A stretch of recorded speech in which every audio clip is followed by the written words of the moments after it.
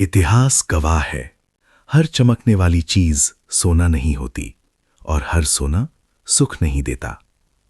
एक दिन एक गुरु और उनका शिष्य घने जंगल के रास्ते से गुजर रहे थे। सूरज ढलने को था, चारों ओर सन्नाटा।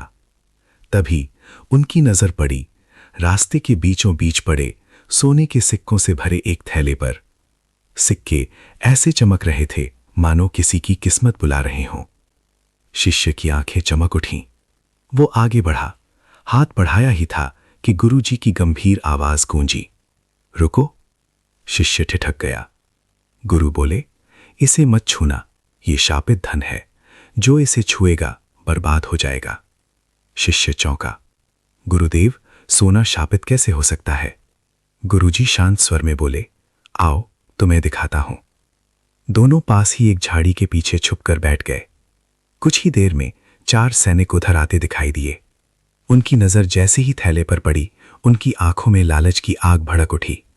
हम अमीर हो गए, एक सैनिक चिल्लाया। दूसरा बोला, चलो बराबर बांट लेते हैं।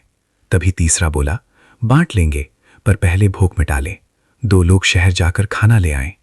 योजना बन गई। 2 सैनिक सिक्के लेकर शहर की ओर चल पड़े। पीछे बचे 2 सैनिकों के मन में अब लालच जहर बनकर फैल चुका था। एक ने फुसफुसाया, क्यों ना जैसे ही वे लौटे उन्हें मार दें। दूसरा मुस्कुराया, तब हमें सिर्फ 2 हिस्से करने पड़ेंगे। उधर शहर पहुंचे सैनिकों के मन में भी वैसा ही पाप जन्म ले चुका था। क्यों ना खाने में जहर मिला दें ताकि सारा धन हमारा हो जाए। दोनों तरफ साजिश, दोनों तरफ धोखा। कुछ देर बाद भोजन लेकर सैनिक लौटे। जैसे ही उन्होंने कदम रखा, धाएं धाएं 2 गोलियां चलीं और 2 सैनिक जमीन पर गिर पड़े। बचे 2 सैनिक ठहाका मारकर हंसे, अब सारा धन हमारा। वे आराम से बैठकर भोजन करने लगे। पहला निवाला मुंह में गया और अचानक उनकी आंखें फैल गईं।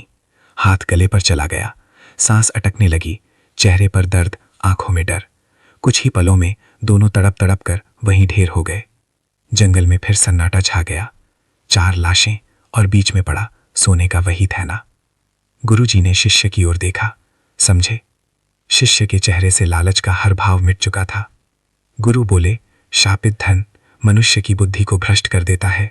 जहां जाता है विनाश साथ ले जाता है। चलो यहां से दूर चलते हैं। मोरल, पाप और शाप का धन सुख नहीं देता, सिर्फ विनाश देता है।